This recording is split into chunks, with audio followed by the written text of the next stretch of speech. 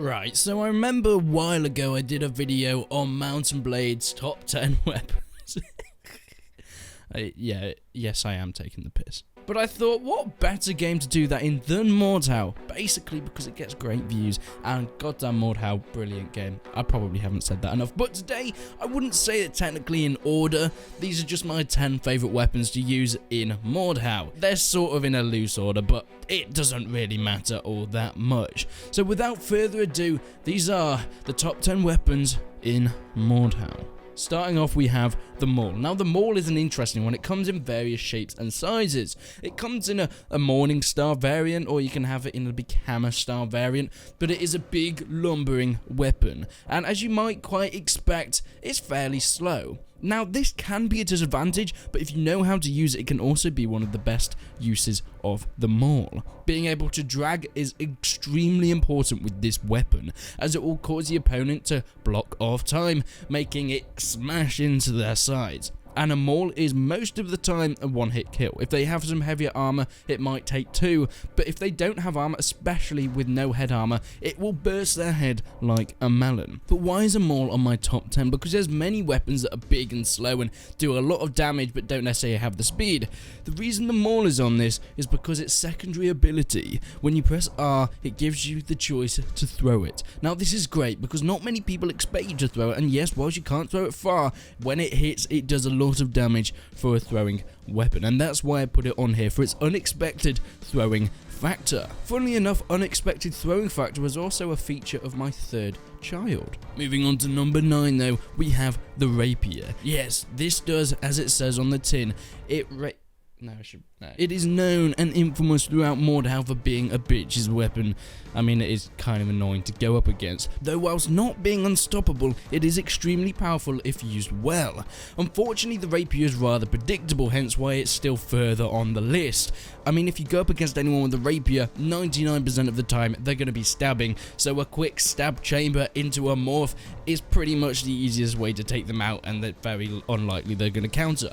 Whilst the rapier does very little damage, often taking 3 hits to someone with light armor or even no armor, it's very, very fast. And yes, as I said, most people use the stab mechanic with the rapier because, I mean, it's the fastest way to use it and it does the most damage. While slashing is possible, it doesn't do quite as much damage. But as we went on to with the maul, the rapier, because it doesn't do much damage, not many people use the slash, meaning that if you do use it, it can often be unexpected on your opponent, meaning you actually do get the hit in, otherwise they might block your predictable stabs. Furthermore, the rapier does have another secondary function like the maul of throwing. While it does less damage than the maul, it gets a lot faster and can be fired a lot further. Sticking someone in the head with this rapier does a lot of damage, and of course you can always just pull it out and use it as your weapon again. The rapier is a very powerful weapon, but only if used correctly. Next on the list, we have a more longer ranged weapon.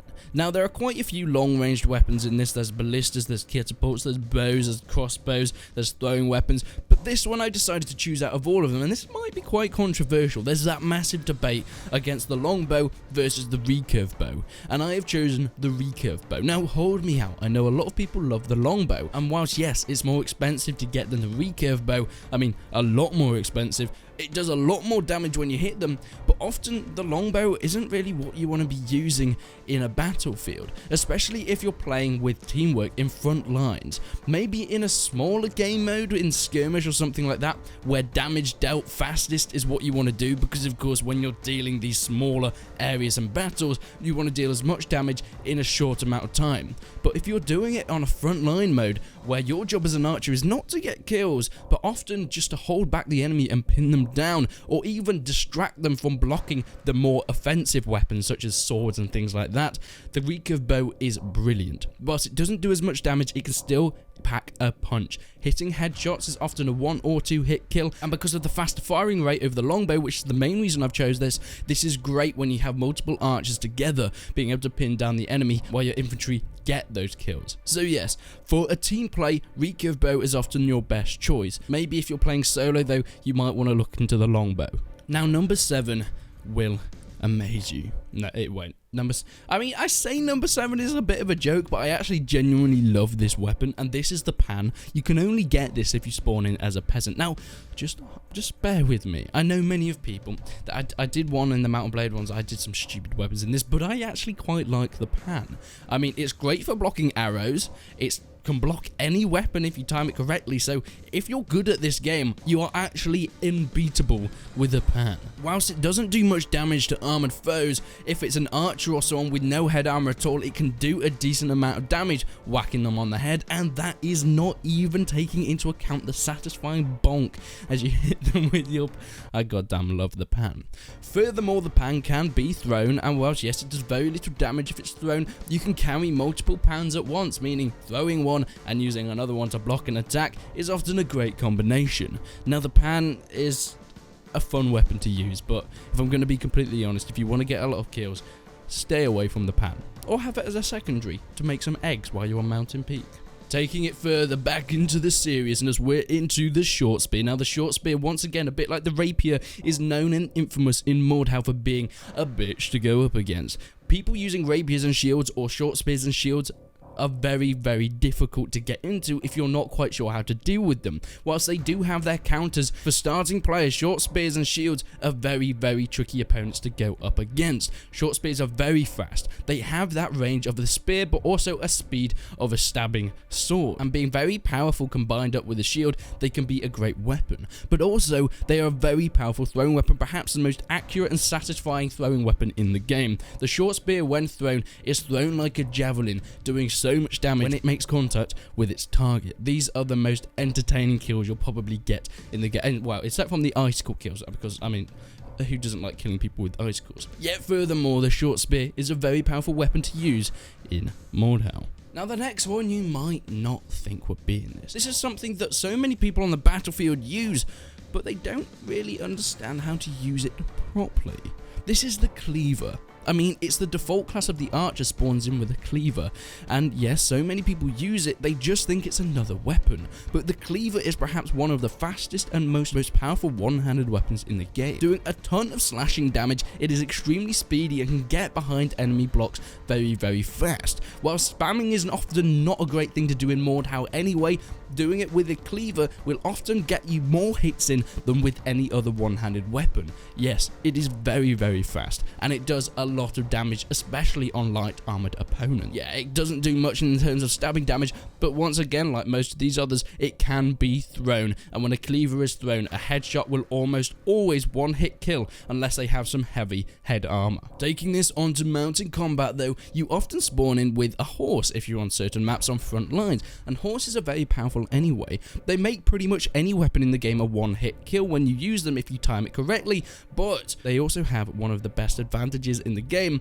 and that gives you the opportunity to use a lance. Couch lancing is 100% a one-hit kill no matter what the enemy have in the game. Whilst it can be semi-blocked and they will just fall to the floor while taking a lot of damage, it won't kill them in one hit, but most of the time you cannot block a couch lance. Now, these lances can be found strewn across the map that you can pick up mostly by the stables and horses when you find them, but they are very, very powerful if used correctly. Not only being good at one-hit killing people, but also being able to get those multiple kills at once on the battlefield. So if you have 4 guys lined up, you can kebab them all if you really want to.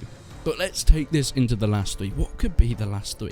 Now, these will be some pretty, universally accepted good weapons in the game. And when I say good weapons, I'm talking about how powerful and how common they are to people to use. Not necessarily what people like. And that will be something that you'll find in these last 3. Especially the last 2 are weapons that people hate because they're so good, but as this is the top 10 weapons in Mordhau, so they've got to be on this list. At number 3, you have the crossbow. Yes, much like the recurve bow, it is a very long-ranged weapon, but unlike the recurve bow, it is a lot slower firing, quadrupling the speed and reload on a recurve bow. So you might think, why would I put this on the list if it takes so long to load?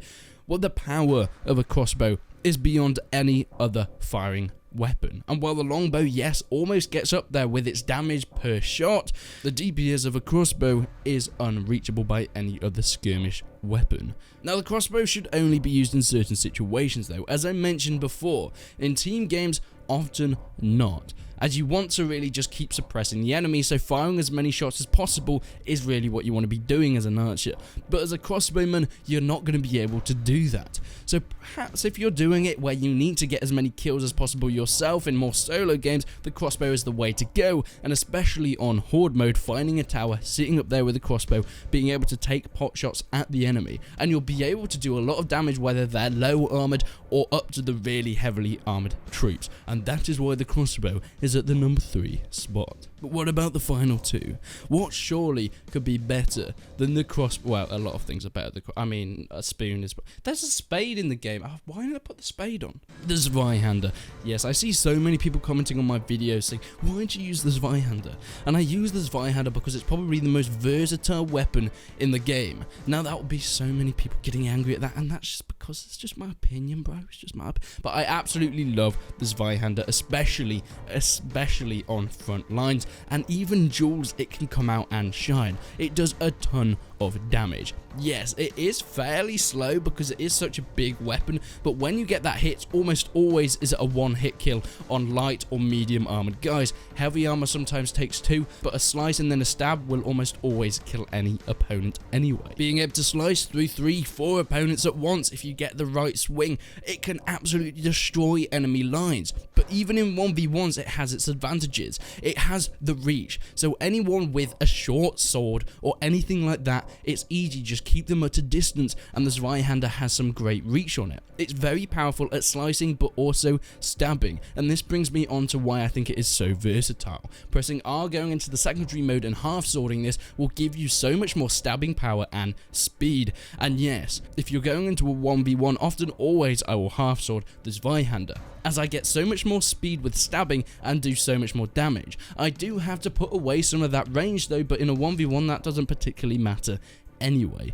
So the Zweihander is very powerful and very versatile if used in the right way throughout Mordhau. And coming into the number 1 spot, any Mordhau player probably knows what I'm going to say now, because it has been the talk of the town, how many people hate this weapon because of how powerful it is. And this is the spear. Now the spear is something that I haven't particularly used all that much unless I'm on horseback, because yes, it gives you some great range on horseback, not quite as effective as the lance, but couch lancing a spear is still a one-hit kill every time, and even stabbing with a spear on horseback is a one-hit kill pretty much every time.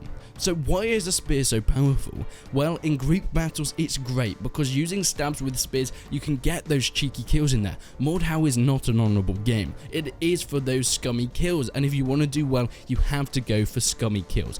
If you run for a 1v1 all the time, most of the time, unless you're a really good fighter, you'll just get killed. And while other people are doing scummy kills and coming around and hitting you in the back, it's not going to pay off for you anyway. And the spear is great for those scummy kills, which I feel like I've said so much, but that is how you play Mordhau. It supports that attacking aggressive stances, with spears poking through at each other, getting those cheeky kills from the side. Maybe someone's fighting another teammate, get that cheeky poke in, you'll do a lot of damage. Yes, swinging a spear often does next to no damage on heavily armoured opponents. A stab with it will incapacitate pretty much any enemy if placed correctly. Now, whilst they can be countered by rushing and other stabbing enemies like rapiers and half swording, because of course, if you're only stabbing with a spear, it's very easy to chamber and morph, as I mentioned with the counter for the rapier. They are still really great, often sometimes not in 1v1s, but definitely more group battles.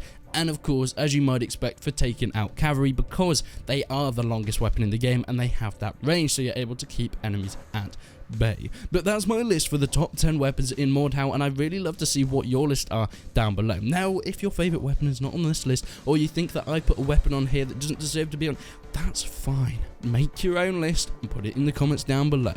This is just my thoughts on why I think some of these weapons are the greatest in Mordhau. But thank you so much for watching, guys. I love to see your responses, so make sure you leave them down below and leave a like on the video if you haven't already. For more Mordhau content, subscribe to the channel and there'll be a lot coming up soon. But until then, guys, I will see you in the next one.